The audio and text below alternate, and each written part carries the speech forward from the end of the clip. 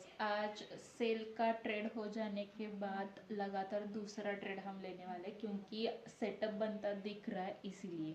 और जैसे कि हमने पिछले 2-3 बार के वीडियोस में भी ये देखा कि जहाँ से एफवीजी बना है वहाँ से मार्केट बाउंस बैक करती है और एनालिसिस के अकॉर्डिंग या फिर बैक हिस्ट्री चेक करने के बाद और साथ ही साथ इतने दिनों का एक्सपीरियंस, इतने सालों का, और अभी लाइव में भी हमने 2-4 बार देखा है कि इस तरीके से होता ही है। इसीलिए सिर्फ आज के इस सेशन में हम बाय ट्रेड के लिए भी रुकेंगे। अभी क्यों रुकी हूँ ये एक्सप्लेन कर देती हूँ। जो ये यहाँ आपको ग्रे पैच दिख रहा है वो एफवीजी है और एफवीजी क्या करता है, लिक्विडिटी पेंडिंग रहती है, वहाँ से वो मार्केट बाउंस बैक करता है। अगर ऊपर की तरफ एफवीजी बनना हो तो वहाँ से मार्केट नीचे आती है। तो सेल ट्रेड प्रॉपरली हो जाने के बाद अब देखिए मार्केट 2 से 3 बार वहाँ सपोर्ट ले रहा है एफवीजी पर। तो इसका मतलब क्या है कि मार्केट में वो ऑर्डर्स तो वो जो ऑर्डर्स है वो तो एग्जीक्यूट हो चुके हैं, लेकिन अब बारी है वहाँ से वो ऊपर उठने की। अब हम एंट्री कब बनाएंगे? जो ये आपको रेड कैंडल दिख रही है यहाँ बनती हुई, उसका जब तक हाई ब्रेक नहीं हो जाता, थोड़ा सा ये मार्केट में सेटअप बन चुका है और हमने एंट्री ली है अकॉर्डिंग टू माय सेटअप 4189 पर। और ये हमने एंट्री क्यों ली है ये भी मैं आपको एक्सप्लेन कर दूं। जैसे कि मैंने आपको कहा था कि रेड कैंडल का हाई इस तरीके से देखें, जहां मैं ड्रॉ कर रही हूँ रेड कैंडल का हाई ब्रेक होना चाहिए और ब्रेक होते ही मैंने करी है यहाँ एंट्री। थोड़ा सा शिफ्ट कर लेती हूँ, यहाँ प्रॉपर 1490 पर मैंने एंट्री बनाई है और ऑलमोस्ट आप इसके लिए $10 की टारगेट रख रही हूँ, क्योंकि ये वाली जो मेरी लाइन आई है मेरे एक्सपीरियंस से वहाँ तक जाकर मार्केट थोड़ा सा रुक सकता है। इसलिए यही अगर टारगेट हिट हो जाए तो फिलहाल के लिए बस है, क्योंकि सेल ट्रेड में ऑलरेडी $70 की मूवमेंट हमने कैप्चर करी है और यहाँ $10 की, ठीक है। तो देखिए ये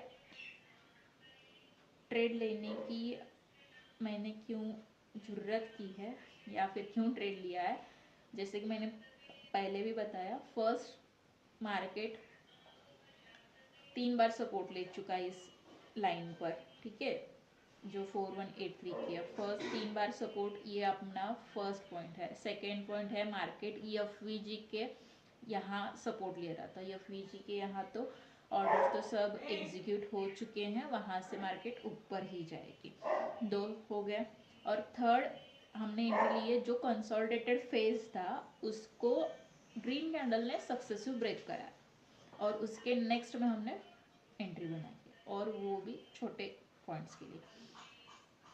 देखिए बड़ा टारगेट रखने की कोई ज़रूरत नहीं। इनिशियल के लिए आप छोटे छोटे टारगेट्स भी पिक कर रहे हो तो भी बहुत ही अच्छी तरीके से आप ट्रेडिंग में टिक सकते हो या फिर अपना कैपिटल बचा सकते हो और वहाँ से आगे आगे आगे अच्छी तरीके से ट्रेडिंग कर सकते हो। तो देखते ही ये टारगेट हिट होता है या नहीं। मुझे लगता है मैंने यहाँ तक का ही टारगेट क्यों लगाया ये भी बताऊंगी, एसएल यहाँ क्यों लगाया ये भी बताऊंगी। तो पहले मैं बता देती हूँ कि एसएल इसी पॉइंट पे क्यों लगाया, क्योंकि मार्केट और एक बार सपोर्ट लेवल चेक करने आ सकती है, इसलिए इससे थोड़ा सा नीचे मैंने एसएल लगाया है, ठीक है। और आगे चलकर $10 की मूवमेंट मैंने क्यों रखी, तो यहाँ जो आपको ग्रीन पिछला जो ट्रेड मेरा दिख रहा है आपको सेल का, वहाँ देखिए एफवीजी 5 मिनट्स के टाइम फ्रेम में क्रिएट हुआ है, तो वहाँ से एक बाउंस बैक आने की गुंजाइश मार्केट में रहती है। तो फिलहाल के लिए मैंने यही करा है कि एटलीस्ट वहाँ तक मार्केट जाके आए, ठीक है। इसीलिए ये मैंने इस तरीके से रखा। और एक बात आपको बता दूं, जब भी मार्केट आपके अकॉर्डिंग मूवमेंट दे रहा है तो आप अपना एसएल जो है वो थोड़ा सा ऊपर ले सकते हैं। इसी तरीके से स्टॉप लॉस हंटिंग से आप बच सकते हो, या फिर मिनिमम लॉस हो सकता है या फिर अच्छा खासा प्रॉफिट। आपको एक कंसेप्ट पता है एसएल ट्रेल करना किसे कहते हैं? जो पहले आपने एंट्री के बाद आपने जो एसएल लगाया रहता है वो थोड़ा सा ऊपर शिफ्ट करना। कब शिफ्ट कर सकते हो? आपके अकॉर्डिंग, अगर मार्केट वहां से आगे बढ़ चुकी है। इससे होगा क्या?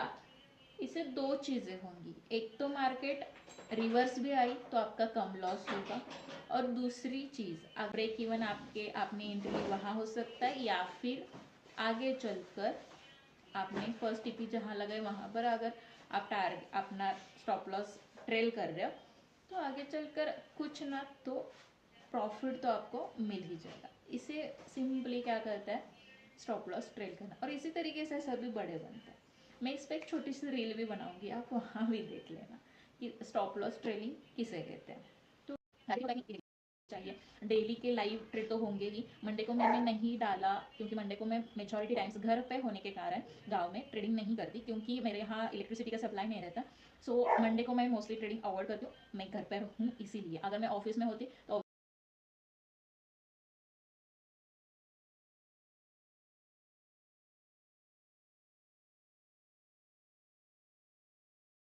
मैं एंट्री डालूँ वहाँ से मार्केट एक तो ऊपर जाता ही नहीं था पहले पहले तो मुझे लगता था कि जो मैंने एंट्री डाली वो रजिस्टर बना है या सपोर्ट बना है। और आजकल क्या होता है, जो मैं टीपी लगा देती हूँ वहाँ तक वो रजिस्टर बन जाता है या वो सपोर्ट बन जाता है। आपके साथ भी ऐसा होता है तो प्लीज़ कमेंट करके बता देना। जो भी टारगेट रखा है वो सपोर्ट तो बन जाता है या फिर रजिस्टेंस तो बन जाता है। हिट ही नहीं होता फटाफट से, कभी कभार हो भी जाता है बिल्कुल आसानी से, पर कभी कभी देर लगा देता है। सो बस इतना समय रह गया, देखते क्या होता है। ओके, तो मैं आपको बता रही थी, हाँ, इलेक्ट्रिसिटी नहीं होने की वजह से मंडे को ट्रेड नहीं किया। और जब भी आपको पता हो कि इस तरीके से कोई बीच में आ सकता है या फिर कुछ हो सकता है तो उस दिन ट्रेड ना करो तो बहुत ही अच्छा रहेगा। ठीक है, वेट वेट वेट करते हैं, वेट करते हैं। रेड कैंडल बन रही है।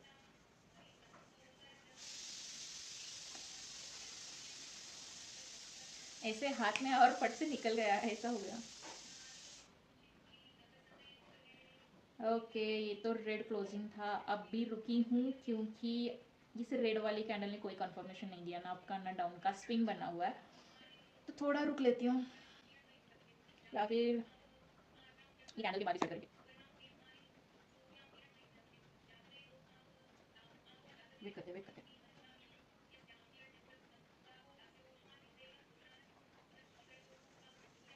इतनी ऐसी कैंडल बना दी कि वो टारगेट भी हिट हो गया और जहाँ तक लगा नहीं था वहाँ तक मार्केट जाके पहुँच गई है। तो चलिए, आज के दिन में दो टारगेट हिट हो गए। का फर्स्ट सेल किया था $70 का और $70 की मूवमेंट हमने कैप्चर करी थी, और सेकंड में हमने $10 की मूवमेंट कैप्चर करी है।